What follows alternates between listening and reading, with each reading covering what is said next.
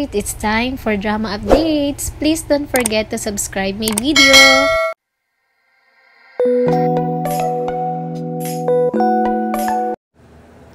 Hi guys, this is my reaction video about Abot Kamay na Pangarap, which is malaki ang galit ni Zoe ngayon kay Annalyn dahil sinisisi niya ito sa pagkamatay ng kanyang anak at ng kanyang pinakamamahal na si Dax dahil sa di natuloy ang kanilang pagpaplanong pagtatanan.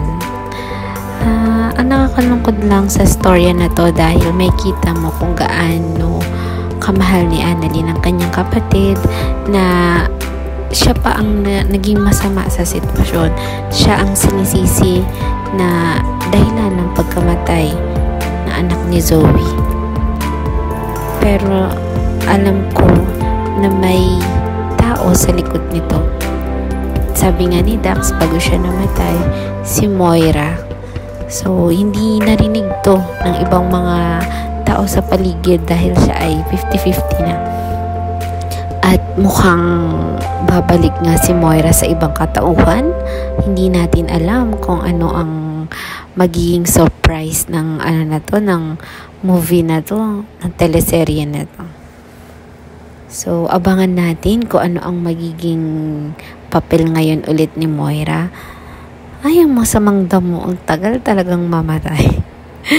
And tingnan natin kung mariresolbahan ba to, paano ba mapapatawad ni Zoe si Annalyn, kung paano magiging okay at may babalik ang dati nilang relasyon na nasira.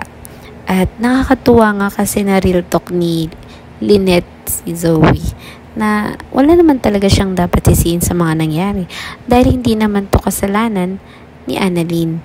Kumbaga kasalanan din ni Zoe ang kanyang mga desisyon na hindi naaayon. Kaya lalong napahamak ang kanyang minamahal. Kaya nasaktan siya, na real talk siya ni Lynette. Walk out siya. Deserve, girl. Deserve. And yun nga, abangan natin kung ano yung mga kaganapan sa Abot Kamay na Pangarap. And i-update ko na lang kayo kung may bagong mga palabas na magagandang mangyayari sa Abot Kamay na Pangarap. Thank you for listening.